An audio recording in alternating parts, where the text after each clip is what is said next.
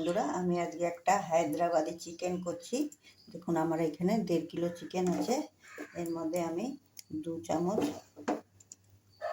আদা রসুন পেস্ট দিয়ে দিলাম, 2-3 চামচ সাদা তেল দিয়ে দিলাম।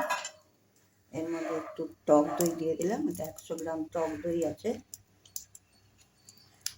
একটু ধনে পাতা কুচি দিলাম, কটা কাঁচা লঙ্কা কুচি দিয়ে দিলাম, আর একটু হলুদ গুঁড়ো আছে 1 চামচ, আর 1 চামচ কাশ্মীরি মির্চের গুঁড়ো আছে। এর মধ্যে আমি পরিমাণ মতো নুন দিয়ে এটাকে আমি এখন ম্যারিনেট করব। দেখুন এইগুলো সব দিয়ে আমি মাখিয়ে রেখে দিচ্ছি, এটা আধা ঘন্টা থাকুক, তারপরে আমি আরেকটা প্রসেস করছি। আমি কড়াতে সাদা তেল দিয়ে দিয়েছি 100 গ্রাম মতন। এর মধ্যে একটু গোটা গরম মশলা দিয়ে দিলাম, লবঙ্গ আর এলাচ।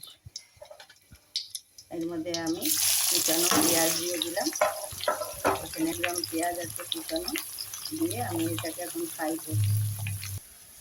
দেখুন বন্ধুরা, আমি ওই হায়দ্রাবাদি চিকেন করার জন্য আমি 10-12টা কাজু নিয়েছি, 1 চামচ গোটা ধনে নিয়েছি, 5-6টা শুকনো লঙ্কা নিয়েছি, 1 চামচ গোলমরিচ নিয়েছি, 1 চামচ জিরে নিয়েছি, একটু জয়ত্রী নিয়েছি, আর একটু দারচিনি নিয়েছি। আমি এটাকে এখন একটু শুকনো খোলায় আস্তে আস্তে লো আছে একটু ভাজবো, ভেজে তারপরে আমি মিক্সিতে পেস্ট করব। দেখুন আমি যেই উপকরণগুলো দেখালাম শুকনো খোলায় রোস্ট করে নিয়েছি, একটু ভেজে নিয়েছি হালকা আছে। দেখুন এরকম হয়েছে ভাজার পরে। তারপরে আমি এখানে 2টো পেঁয়াজ কুচিয়ে নিয়েছি। আমি এই মিশ্রণ, এই মশলাগুলো আর এই পেঁয়াজটা একসঙ্গে মিক্সিতে পেস্ট করব। দেখুন আমার পেঁয়াজটা এরকম ভাজা হয়েছে।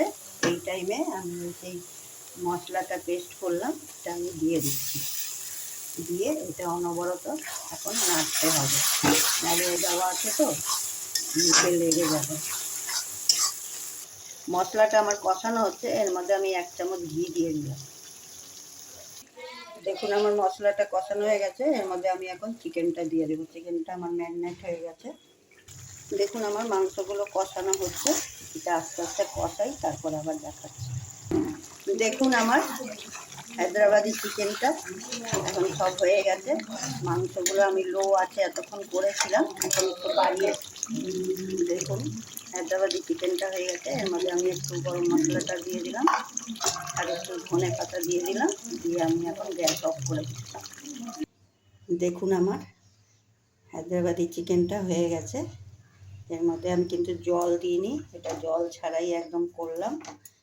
এইভাবে একবার বানিয়ে দেখবেন, খেতে কিন্তু খুবই অপূর্ব হয়।